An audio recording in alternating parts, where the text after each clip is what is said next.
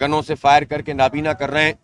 हम ये समझते हैं कि वो मुजाहिमत जायज़ है और उसकी हिमायत करना हम सब पर फ़र्ज़ है, हर बाज़मीर आदमी पर फ़र्ज़ है।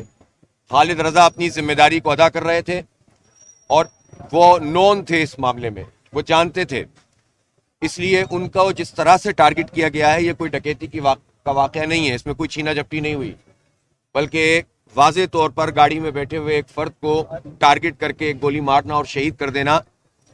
इसका मतलब यह है कि यहाँ एक मरतबा फिर भारतीय राह का नेटवर्क फ़ाल हो गया है। मकामी तौर पर किसी को उनसे कोई परेशानी नहीं थी, वो सबसे मोहब्बत करने वाले मिलनसार आदमी थे, उनकी कोई ज़ाती रंजिश नहीं थी, वो तालीम देने वाले फ़र्द थे। और इसी तरह जब हमने इस्लामाबाद में देखा कि कश्मीर से वाबस्ता एक नौजवान को शहीद कर दिया गया, तो ये दोनों एक ही वाक़या की कड़ी है और ये हमारी तमाम हसास इदारों, हमारी हुकूमत और पुलिस और रेंजर्स और जितने भी हमारी बैनुल-अक़वामी और कौमी तौर पर जो हमारी हसास इदारे हैं, ISI, MI, IB, इन सब का इम्तिहान है कि वो इस नेटवर्क को पकड़ें।